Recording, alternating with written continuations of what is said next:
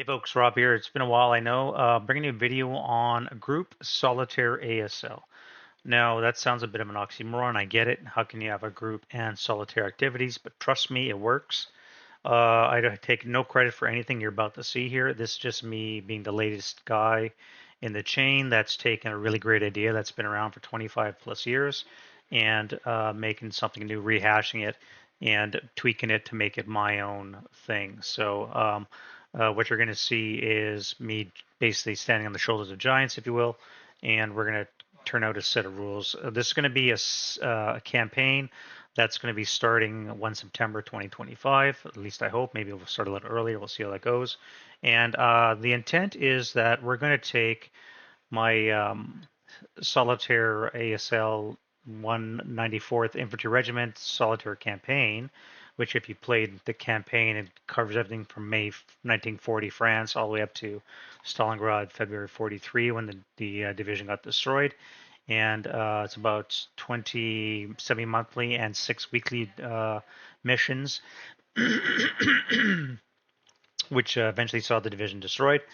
And we're going to cover the gamut of the early war. So let's break it down into exactly what is group solitaire. Since I posted a couple of places online, it's kind of been buzzing around. People are wondering what it is, and my hope is to answer a lot of those questions with this video. So if you do have any questions following this video, a couple places you can go to. I have my Discord, which has been taken off like crazy. That's great to see.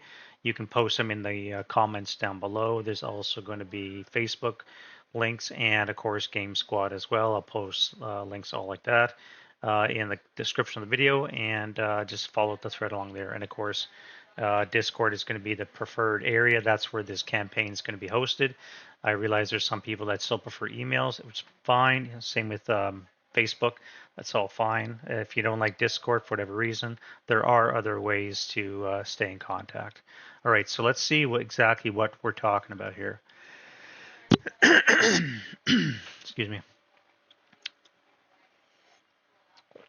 So what we're looking at here is the on the right side. This is my introduction to group solitaire. Now, this is around the time frame when MMP took over around 2000 from Avalon Hill. Avalon Hill went defunct. MMP bought the license through the owner, or I should say, took over the licensing from the owner, Hasbro now, and is able to publish ASL products.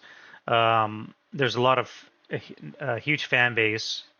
Took a large part of that and ran with it because there's a bit of lull between Avalon Hill and MMP producing stuff. There was a bit of dead space in there. Third parties started cropping up. And there's also, like I said, a huge fan base. One of the things that came out of that was solitaire play. So around this time, we had the first edition SASL rules that came out near the end of Avalon Hill. And then MMP came in and they shortly released the second edition. But in between, there was a bit of a lull. And in that lull came things like group solitaire. Now, most of the information that I was aware of was through a couple people. Hans Mielens was one. I'm blanking on the other guy, Rick Lubin. They did a lot of ASL stuff, solitaire stuff, excuse me. They came out with new missions. They came out with new campaign companies. Tank ASL was a thing. And some of that information was actually incorporated into the second edition SASL rules, which is really great. And again, one of the things that came out of this was group solitaire. So somebody decided, instead of just people playing individual games, how about they play individual games under the auspices of a chain of command, which makes perfect logical sense. So you're working to a common purpose, which is a part of the game which I completely love. All right, so you could have individual companies working for a battalion commander, a couple of battalions working for a regiment and working for a division and higher up. As long as you have enough people, it's almost like a pyramid, you can just keep going up as high as possible, right? Which is the overall concept. Now, of course, with that, you're going to have to implement certain rules, and we're going to quickly go through the ones that I wrote, but again, I take no credit for any of that. All the rules you see on the left are just my interpretation of what Hans and company have done on their own. And even Hans thanks a certain Scott Parrish for possibly creating the initial campaign of Group Solitaire ASL. So even before Hans, there was other people that were looking at Group Solitaire. So you can see this has been going on for at least 25 plus years. And even though the majority of this kind of died out around the 2010-ish, 2015 era, I'm not sure when the last one was run, but if you look on Game Squad, there has been other people interested in these kinds of things. So it sticks its head up every so often, but I don't think there's been one of these run in a while. So maybe if we get the word out, we can start running more of these. And again, one of the purposes of this video is to generate some more interest. If nothing else, at least flesh out a couple more companies in my own group solitaire campaign. So that's Rick Lubin's site now, or sorry, Hans Lehmann's site. Now you can see I'm looking at the Wayback Machine. His site's now defunct, as is most of this stuff. You're going to have to go to the Wayback Machine. I'll copy this link into the description as well, and you can read through what he says. There is a lot of information. If you've never used the Wayback, by the way, what it does, and I believe this site is now defunct, but what it did is it took a lot of screen captures of the internet periodically over the span of its life. And it's just that it's a screenshot at this hour, this day, wham. So it's not complete by any stretch, but it's a decent repository of historical information of a particular timestamp of the web. So if you ever found the web page that no longer exists, there's a chance you may look on the Wayback Machine and actually find it. So for a quick side tangent, if you look over here, each one of these black hash marks is a snapshot for Hans's page. So if you want to click on this date right here, you can see in the top right, it's now August 23rd, 2001. If you want to see what was here and now, we can click on that and quickly take it. So you see nothing here much has changed, but it's a good way to sift through and find out what has changed. Sometimes links will be dead. Again, it's just the nature of the beast. You can see here, link is dead, but it's going to redirect us to the group Solitaire ASL homepage. And here we go. So again, you can browse through the internet. You can go back to the source, if you will, and you can find out how they did it, which is basically what I ended up doing to get this information that you see on the left. All right. That's how it started. Now, what we're doing, and I'll bring up quickly the TO&E, the Tactical Organization and Equipment. All right, so this is basically the ORBAT for the 194th Infantry Regiment. What we're looking at is we have 3 infantry battalions. Each battalion has 4 companies, and the 4th company in each battalion is your MG company.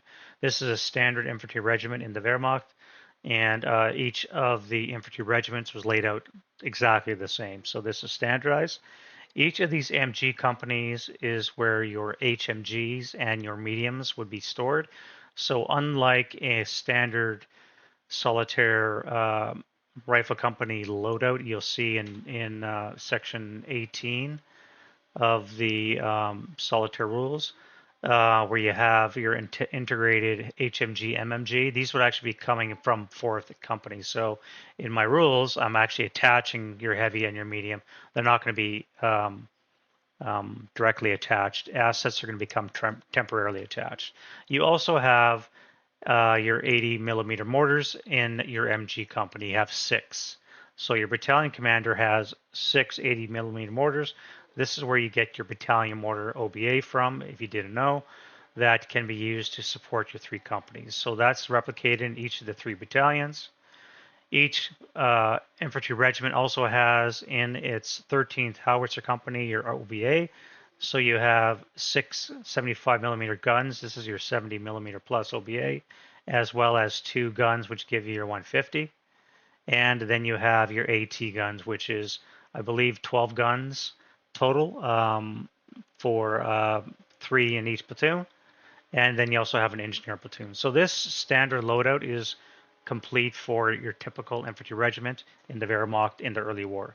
Now there's a late war model as well, which is roughly the same, except By this point, your 37s are gone, your 50s are in place, and some of these 50s might actually be 75. So that's about the only real change for an infantry regiment. Um, the late war after 43, again, 50s are gone, 75s are more or less common. You only have 9, and your 82s are replacing the 50s in the companies, and you now have 120s in your MG company. Again, outside the realm of what I'm talking about, I just want to give you a general idea of what an infantry regiment looks like because it drives what we're going to be doing. And in post 43, we're also going to lose our 3rd Battalion. Again, we won't get into that, but I just want to show you the general TO&E of what we're talking about. Now, we use this as a base. All right, from that we have our ORBAT. So right now we have this here is this 194th. You can see it's all been filled in. We have our 9 field companies, and we also have 3 of these guys have also signed on to be a company, or excuse me, a battalion CO that will be taking orders from me, acting as the regiment CO, and I'm also double-headed as the division commander as well. So um, I'll be handing orders to myself. I'll be issuing orders to the COs. COs in turn will be taking my orders and they'll be issuing them, each of them, to the companies who will be conducting the actual solitaire mission. So once these guys get their solitaire mission, it becomes a standard SASL mission with some caveats because we're all working towards a common goal. So you're going to be working with people on your left and right. Sometimes they're going to be supporting each other. Sometimes you're going to have certain limitations, like report lines are going to be important. Report times are going to be important because in our first mission, what I'm giving is an artificial speed bump, if you will. The first 2 companies have to reach a certain point before the 3rd company can do anything. And they're compressed by time, which means the first 2 companies can't take too long to reach that marker because that 3rd company still has to make his timings before he reports. So if they take too long, this guy's not going to have any time to complete his report. So it forces the 2 lead companies to get the move on while the 3rd company tries to get its job done. And again, we'll get into that when we get to the orders part. But so you can see we have a outfitted infantry regiment. We just care about the infantry. We don't care about the guns. We don't care about the ATs. We don't care about the engineers. All that stuff is assets that will be attached to a company at the direction of the regimental CO. Now, if we want to talk about other divisional assets or higher, things like we want to task more engineers, we want to task higher guns, maybe we need some anti-aircraft assets, or if you want to talk army level assets, we need some air support or assault guns or tanks. All that stuff comes from higher echelon. They have to request that, and then we could implement those as assets as well. So. And again, we're going to cover all that in detail. I just want to show you guys the org chart. Right now we have the 194th filled out. I do have 2 spares right now. One of these guys is actually acting in as the CO of the 3rd Battalion, which is great. But I would really like enough guys to fill out a 2nd Infantry Regiment just to give some more flexibility, more people playing. It'd be nice if I can get these 2 guys in reserve their own companies so that everybody's playing. All right, so that's basically the loadout of the infantry regiment and what it looks like. Now, when it comes to the rules themselves, let's look at that. And these are fairly standardized from what I've gleaned from Hans's rules, as well as Jorgen Holmquist. He was helping out Hans with a couple of these missions. Basically took their information and I distilled what I needed for mine. And these are gonna there's no standard, if you will, yet. These are basically everybody's cribbing the same notes, and we have the same general groupings, and it's just unique to each campaign master, if you will. This is what we're looking at, though. All right, so you have your unit designation up here. Quick definitions and abbreviations, always standard, because this gets very confusing when people start using different names. When you start calling company commanders COs, when you start referring to the German company as the English word company and back and forth. When you look at the numbering, like 11 company is a 3rd battalion company, and you refer to it as a 3rd company in your own internal writing, it starts to get a little bit confusing when it makes it outside. Which one are you talking about? Because 3rd company is under 1st battalion, and it's already happened a couple of times from my perspective that I don't like. So for my own pet peeve, I like to keep things straight. So we added definitions and abbreviations so that everybody's talking the same language. A quick overview of basically what I just said. And this says, like I said, the way that works is the campaign master, in this case me, I'll write up a set of orders for each mission. I will issue that to, in this case, right down to the battalion COs, who will take that. They will write up their own set of orders, and they will just work its way down into the food chain. And they will distribute it down to the company. The company at the set time will start playing their missions. Once those missions are completed, they'll make up an after action report. They'll save a log file from their Vassal games if they use Vassal. By the way, you can play this on tabletop or you can play with Vassal, either or. For my perspective, I don't care which one you do, as long as you're there having fun is the key. And ultimately, by the way, the point of this is playing SASL and having fun. If you're not having fun, then don't play this, because it's not supposed to be stressful. It's supposed to be an enjoyable way to play SASL in a group setting. You do your AAR, you do your Vassal log if you have it. You submit those to your commanding officer. He'll compile them all, and then he'll just be submitting them back up to me.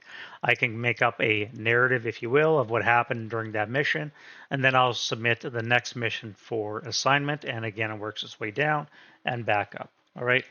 And my plan as the campaign master is to basically come up with a monthly set of orders for you guys to do. And then every week or 2 weeks after that, you should see some kind of video AAR of what happened with the regiment.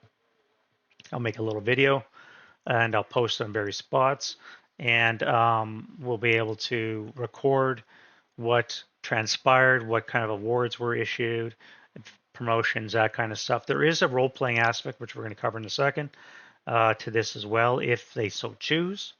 And we're going to be able to, when you do well, you get rewarded. If you do poorly, you might get penalized. All that kind of stuff is going to happen. And in these monthly or every 2 months, whatever the pacing is, we'll release these videos that will show you the progress that we're making as we go through the campaign.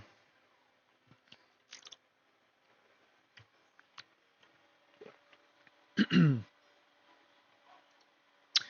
you look at 112 here, or 12, missions and communications, this is got to be the most important one. Communications have to work both ways. Everybody has their own proclivities. Some guys don't like Discord. Some guys prefer email. Some use Vassal. Some guys like the tabletop. There's a whole kit and caboodle in here. So whatever forum that you guys prefer to use, which again for me it's fine. You just have to make sure your messages get through whoever they have to get to.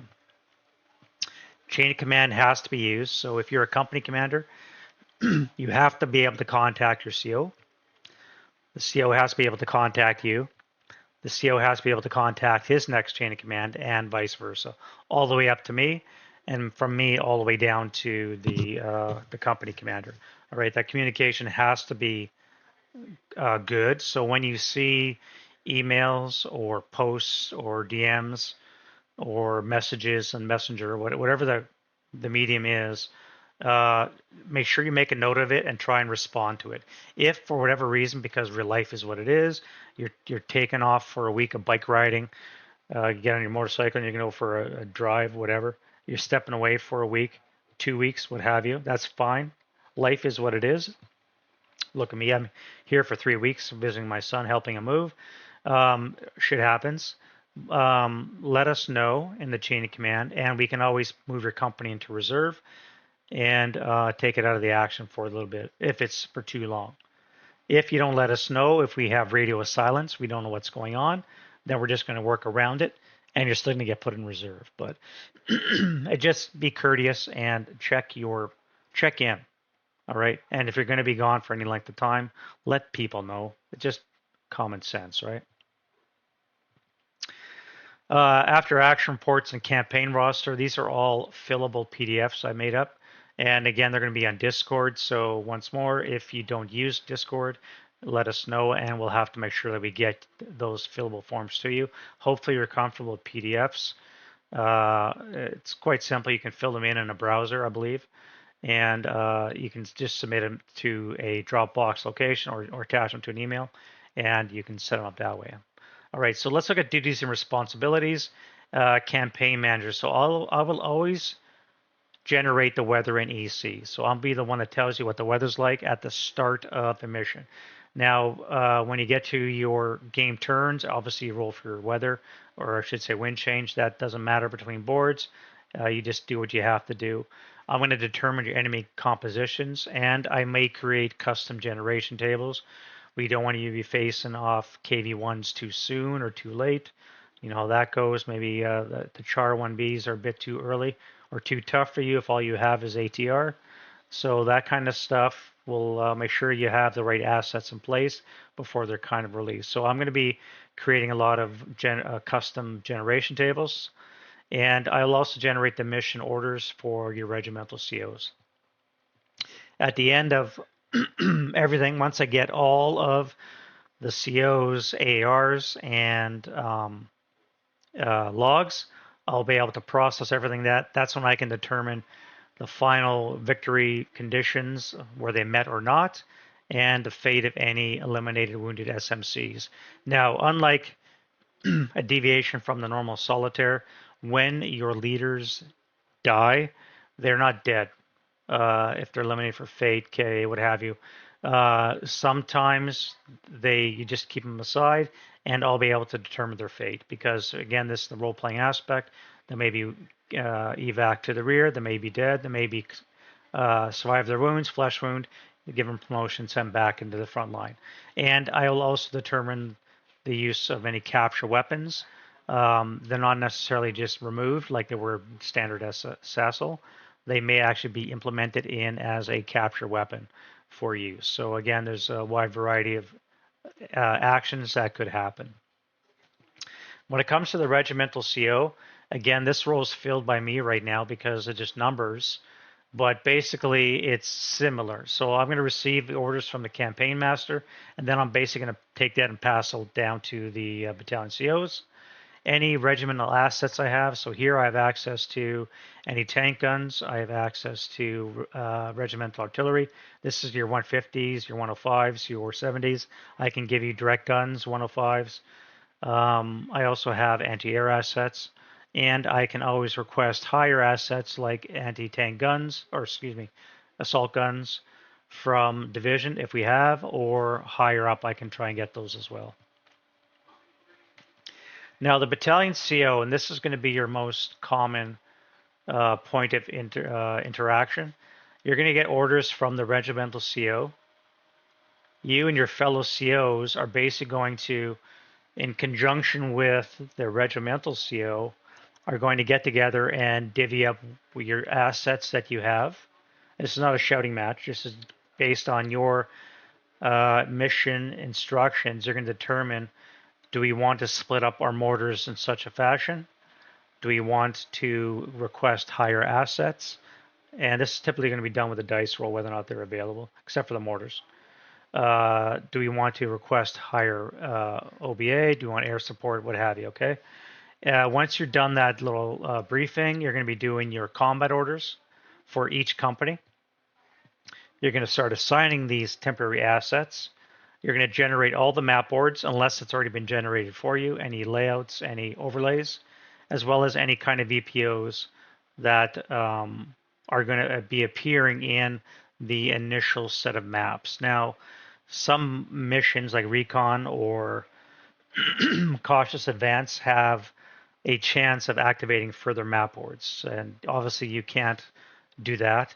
The company commander, when he gets to those parameters, will activate those other map boards. So that's great. But for the initial set, like you can see on the right, this is what I did as a regiment. I assigned the first 8 boards that's laying in front of the regiment. And after that, it's going to be up to the individual company to activate what's beyond that.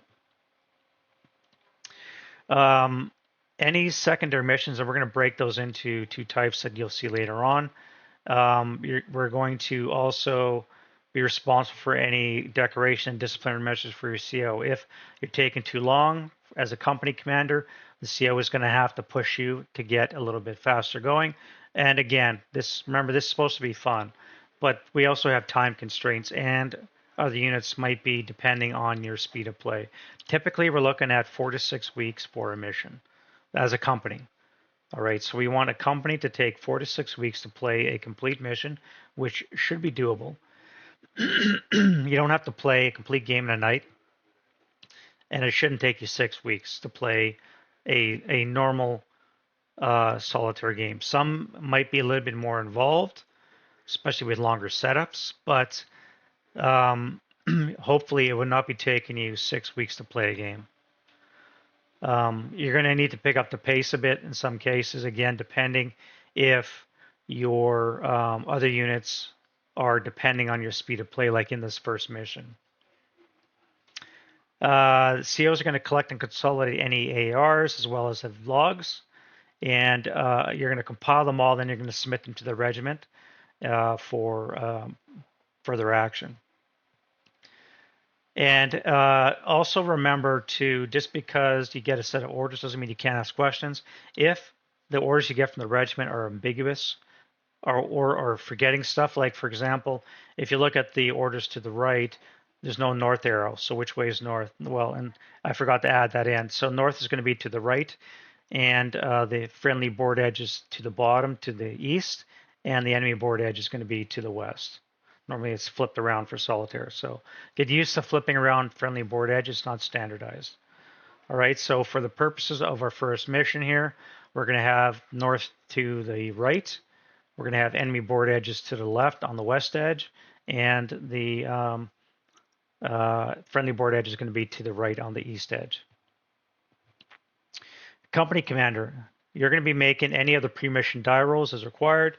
You can generate any other additional map boards. You guys can read everything that's there. You're going to calculate the VPOs at the end of the mission and so forth.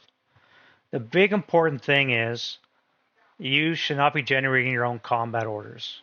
Now, there's a difference between orders, right? So there's the mission order, which comes down to the battalion CO, and then the combat order from the battalion CO down to you. And the biggest difference is, I can show you that right now quickly. This is a mission order here on the left, and a combat order right here on the right. Now, this is just a template I'm giving to the guys to use, and the biggest difference is a mission order is going to be a larger picture for the entire regiment. A combat order is only going to be what's important to the unit. In this case, we have the 1st Battalion, the 194th. We don't necessarily care what the 2nd or 3rd battalions are doing, unless they impede our own progress, our own actions, or if they support us. All right, so if we're not going to have any assets from the 3rd or the 2nd, if they're not going to send any flanking forces, we don't necessarily care what they're doing, so we're not going to include any of that information in their from their orders in ours. We're just going to deal with whatever 1st Battalion is doing. And that's going to shorten off our combat order. All right, so mission orders come from the regiment to the CO. Combat orders go from the CO of the battalion to the companies. And that's the basic difference. Another big one is this bottom one here. So a lot of missions, because they're designed to be run independently, have MSRs, which assign pre-mission units.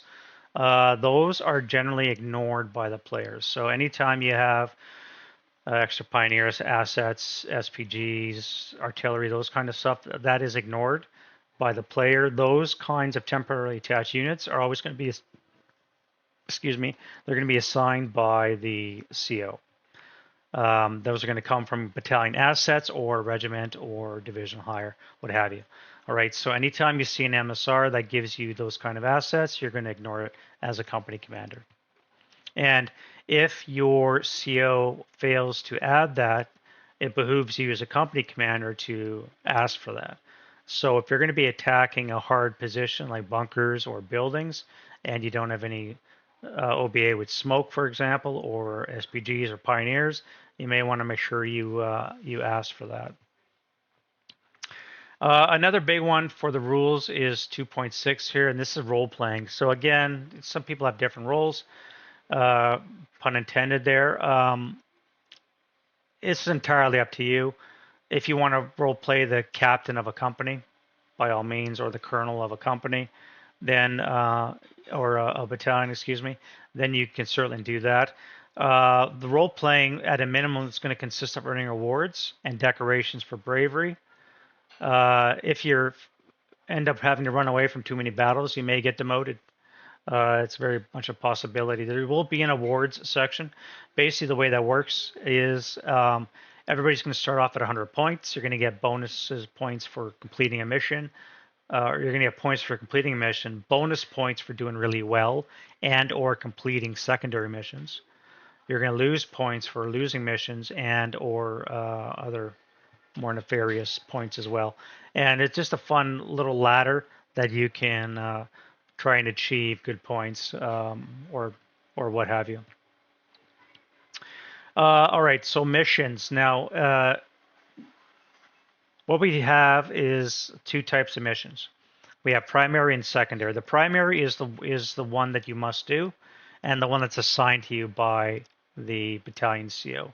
A secondary mission is one that you may choose to do or may be assigned to you, depending on circumstances. So, for example, if you're doing a cautious advance and you're doing really well and you bump an enemy, you may want to do a pursuit. Maybe you want to pursue the enemy as a secondary mission. Your battalion CO may say yes, go ahead, and then without doing any kind of refit, you would then carry on with that mission. Or if you want to do a something similar like that. So if you're doing really well, you may want to do a secondary mission, or you could be doing a fortress mission. For example, you secure the fortress, and then your battalion CO could assign you a patrol mission or something similar like that, and then you have the option of doing it for getting ladder points, or maybe you got hit too much that you can't afford to do it, and you may or may not lose ladder points because you can't do it.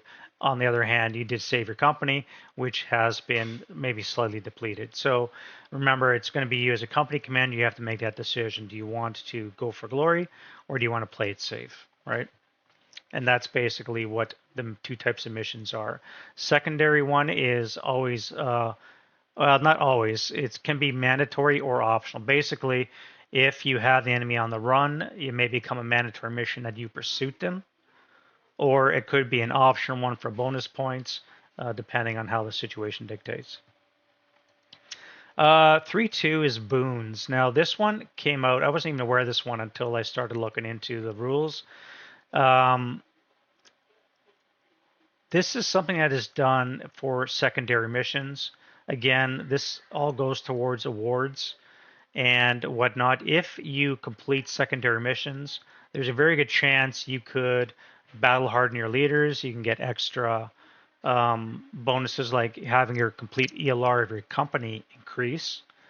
So there are benefits to doing secondary missions. Just remember that you could, you're going in the battle exhausted potentially from having just fought your primary mission. So again, just remember that. And then we go into what's actually changed for solitaire campaign game rules. Now, there's some things we had to change because it doesn't fit the mode of a campaign. So things we change are temporarily attached units, company casualties. This is where we lose everything except our SMC. So remember, when you lose a single man counter, it's not gone, it's just put aside. And at the end of the mission phase, I, as a campaign master, will decide its fate. All right. Based on how things are going, I'll come up with some modifiers or roll a die, and it'll either be returned to you, maybe promoted, maybe dead, or what have you. Something in the middle. Again, mission end is all fine and well. Victory determination, usually done by me, or it might be done by the regimental CO, what have you, depending on how things are going. And sometimes your mission may be dependent on other missions to determine if it is a victory. So just because, again, we're playing single missions, reminder, we're playing as a group, and your single mission could mean victory or loss for the entire day's campaign. All right, another big one is company replacements. So when you inevitably lose units, you don't just roll on the table for replacements. These will actually come down from me, the campaign master, down the chain of command. So like normal, the regiment's going to get, 10 multi-man counters to distribute to your wounded companies as per. So it's not just going to be a straight up replacements. And then we have your group solitaire special rules. So here we have some special replacements. I put them in Appendix F. And that's going to look like this. So again, unique rules for the table. So I'm actually not going to use 548s. These are going to be 468s. I'm going to use the assault engineers from the Denat, which are 468 for early war France purposes. And then when we switch over to the Barbarossa and Fall Blau, then we're going to go with the 838 as the assault engineer. But you can see these are all customized, basically cribbed from the standard German generation tables, specific to early war and mid-war time periods, just the ones that matter. So very specific to, I tried to be very specific to what a typical infantry division and or army group would get, not one of the elite panzer divisions and all that. So I tried to stay with what was pertinent to what was accessible to the 71st Infantry Division. All right, so going back to special rules. So this is an interesting one too. And by the way, one good thing about doing something like this, I'm going to have to come up with another video for historical SAL campaigns, because it really opens your eyes if you've never done this kind of research, when you do this kind of research, on how things actually work. So as I said when I showed you the TO&E chart, the MG company of every battalion was quite large, and each one actually had a mixture of machine guns and your heavy mortars. Up to mid 43, they were typically 80 millimeters in the MG company, and you had 6 of them. Now you could do two things. One is you could send 2 mortars to each companies, depleting your headquarters of any mortars. So each company would have 2 attached tubes pre-1943. Or you could keep all 6 back in with the 3rd Battalion headquarters and use them as an OBA, or some combination thereof. As long as you had 4 tubes back in the company headquarters area, or the MG company area, you could have an OBA. So that means you can also have 2 free roaming with the company, and you could have 4 back and run an OBA battery. So I've taken that to do this. Basically, like you see here, so you can be assigned in pairs of 2 to a company, or as long as 4 are maintained back, you can have a 80 plus OBA battery, as well as one 2 tubes attached to one of the companies. So it gives the battalion CO a little bit of flexibility. In addition, with that is the MG company here. Historically, it appears, I don't know this, I thought I just went with whatever the rules say, but MMGs, the mediums, and the heavies in the German Wehrmacht were typically kept at battalion level. So they weren't down to the company level. There you had your LMGs, which is again just MG34 and a bipod. When you talk on the tripods and the sights that would let you fire accurately at night and such, what have you, manned by crews, these all came from the MG company. So what I've done is I'm attaching MMGs and heavies to the rifle companies crewed by a support weapon team. So much like your 127s and the mortars and the ATRs, they must be manned by the support weapon team to be used. Otherwise, you have capture use penalties. So these 2 weapons here are basically going to be removed from directly attached, and they're going to become temporarily attached, even though they're always going to be with you. So it's just one of the things. Anyway, something I've added is a foo party. Now, I'm ex-military, as most of you probably realized or know, and something we always did, while every leader in the Canadian military from the rank of Section 2IC up, if not more, knows how to call in artillery. We also had forward observation observers, or forward observation officer, excuse me, a FOO. And these guys were professionals, usually artillery, that were attached, 1 per company, to direct artillery for that company. And they usually had 1, maybe 2 guys attached with them, carrying radios and what have you. And to represent that, we're going to add a 127. I'm using a Finnish counter because it has the increased morale for the crew, to differentiate from others in the OB. So we're going to use a Finnish 127. This is going to represent the FOO. You can give it a radio counter. All it can do is carry the radio and call an OBA. It can't do anything else. Can't gain ground. Can't operate any of the support weapons or vehicles. It can defend itself, but that's about it.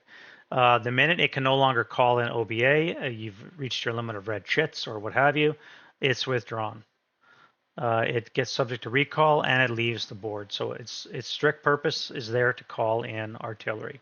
And every time you get an OBA module, you're basically going to get a FOO party attached to it. So this way, you're not just using up an 80 leader, whose purpose is there to call in artillery. So you can't use this either to act as a spotter for your mortars or what have you. Basically, its job is there to call in off-board artillery. And once it can't do that, it's gone. So that's going to happen. And then we also look at regimental divisional OBA. Again, based on what's available, you have 70, 100. You have the Neville Warfare available sometimes. And you also have more 150. Now, these are also available in the regiment, the 70 and 150. And you can also get them higher up divisional assets as well. So there are plenty of assets for you to use as a company commander. And most of this will be determined or issued to you in your orders by your battalion CO and derived usually by a dice roll if it can't be agreed upon by the respective players.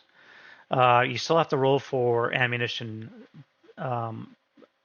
abundanceness, whether scarce or plentiful or normal.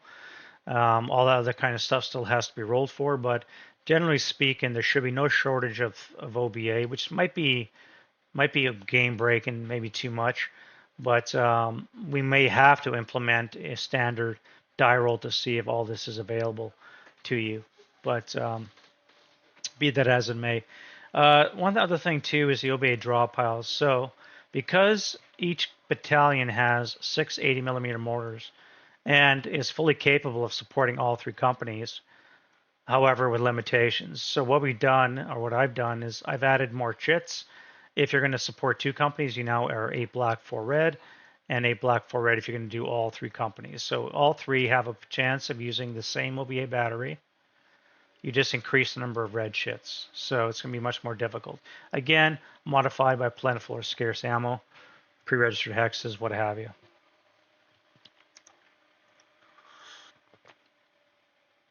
I love the Plever rule. You never lose access. OBA is usually so critical to so many scenarios. Losing access is a pain in the butt. And I like the Plever rule because you never lose access, you just get more red shits. So, so here are the regimental divisional engineers that I was talking about. Again, each battalion also has a platoon of assault engineers, pioneers with them, as well as a complete battalion in each regiment and higher up as well. So again, once we get to 1941 Barbarossa, we're going to switch to the 838s. Until then, we're going to use the 468s with the increased smoke exponents, again available in Denant SASL. And if you want to start talking armor assets, then of course we'll have to go higher up than Div. The infantry divisions did not have armor assets. Those are the mechanized divisions. And so we'd have to look outside and borrow from a nearby Panzer division that's attached to a army that's we're part of. So that's where our armored assets would be coming from. And then last little bit for the campaign special rules is pre-post mission fate. This is quite interesting. Something I picked up by reading on those earlier guys is fate points. So what we're going to do is you basically have every mission. You have 5 fate points which you can use to modify dice rolls, which doesn't seem like a lot because there's a lot of dice rolls you have to do. You should be doing, and you're going to use them up very quickly. You'll probably find, at least that's the hope. You shouldn't have any left if things are done correctly at the end of every mission. And then we have things like pre-mission fate, and I'll show you that when I get talking about when we get to the orders, and a post-mission fate. So now what these are, actually let's just look at that right now. So here we go. This is an example of a post-mission fate. All right, so once a mission is completed, you make a die roll on here, and here's a boon. If any MMC were completed, you get them back, and otherwise there's no post-mission fate has no result.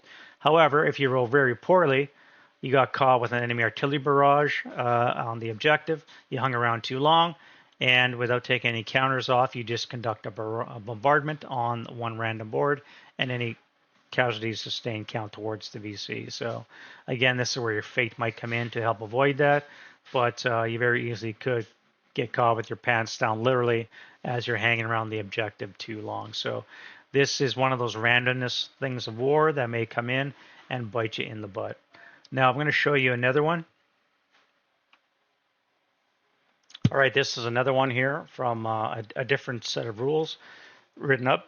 And here, this is a pre-mission fate die roll, so you can have different things happen to you, again, depending on how lucky or poorly your dice rolls you. So just a spanner in the works, or it could be a boon, depending on your die roll. For me, I'd probably roll something shitty like this. But that's the way it goes, right? That's the whole purpose of these. They just mess with your day. And hopefully at the end of the day, they make it interesting and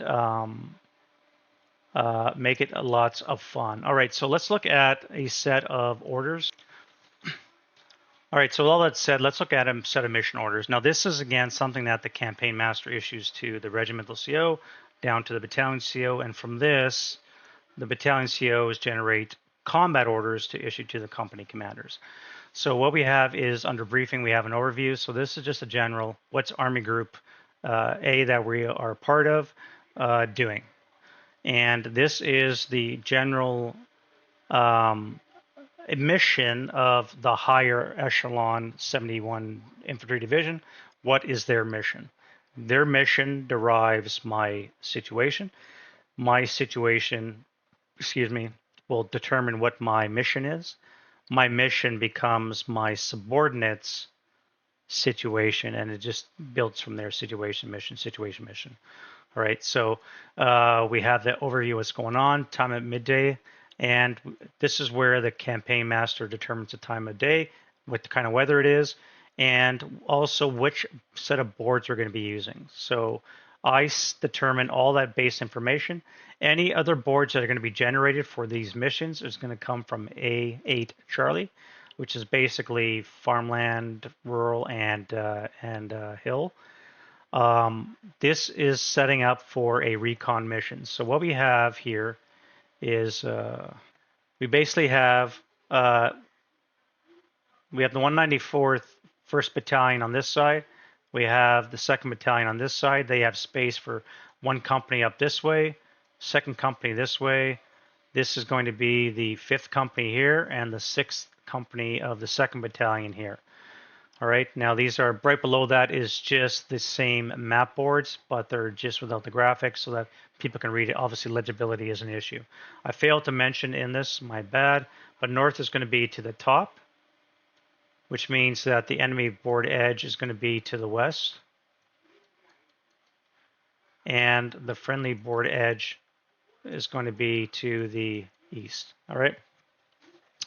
So as a game master, I lay out all this kind of information. Then from here, I write down or I send it to the regimental CO and so forth. Now, because I'm double-hatted, I'm going to be doing both in the same order. So in this particular case, what we're going to do is we're going to conduct recon by force to our front with 1 battalion to the left, 2 battalion to the right.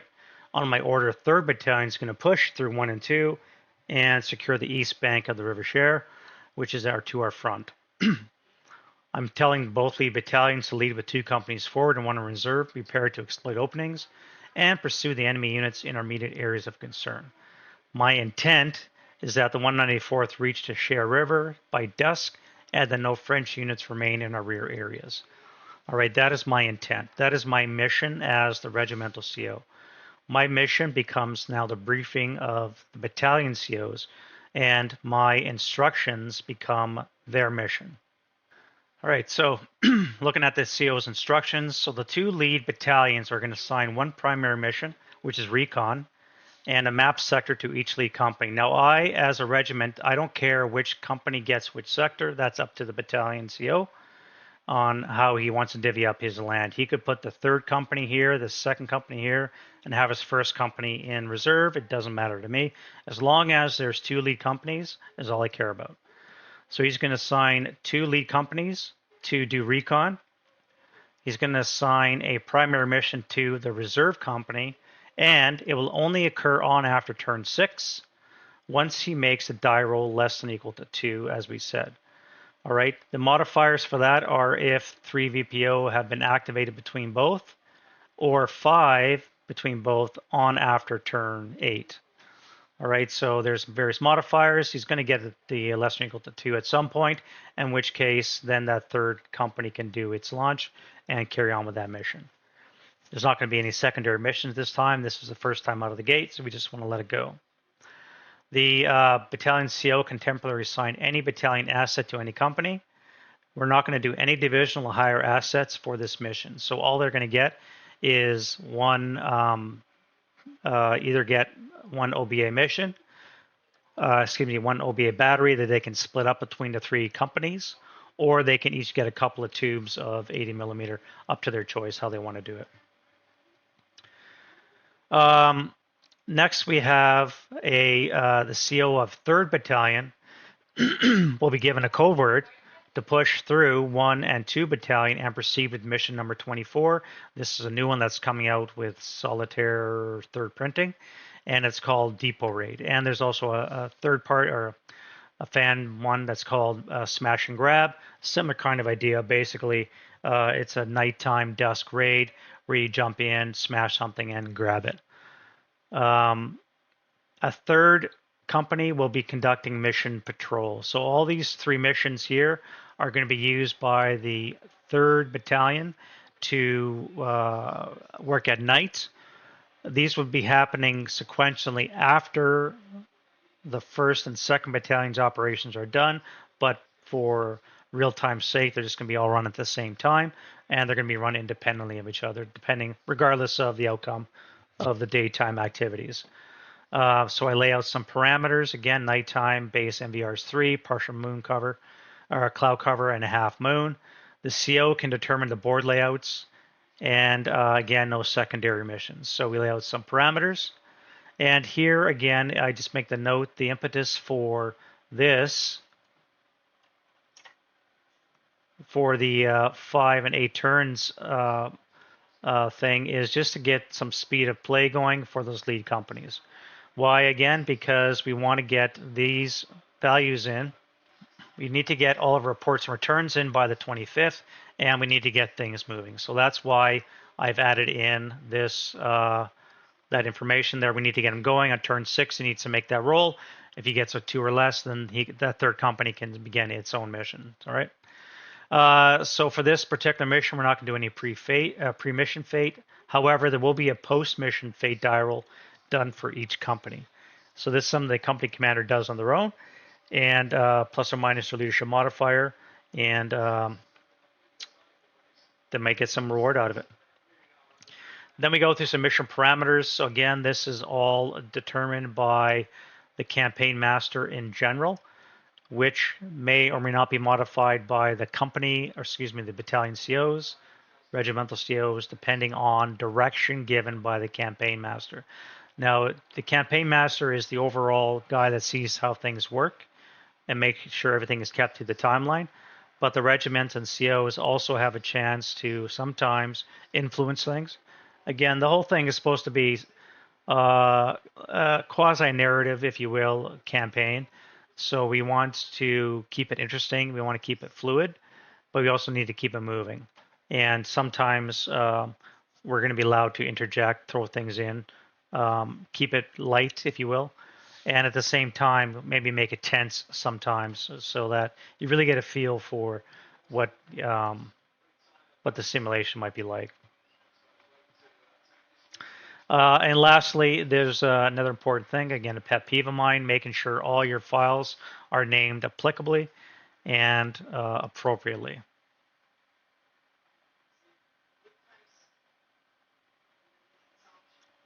All right, so that is a copy of mission orders. Now that in a nutshell is Group Solitaire ASL. Again, all this started back in the early 2000s because of guys like Hans and people of his ilk, Jorgen, and of course Peter. I forget his name already. Mind blank. Scott Parrish. Scott Parrish, thank you very much.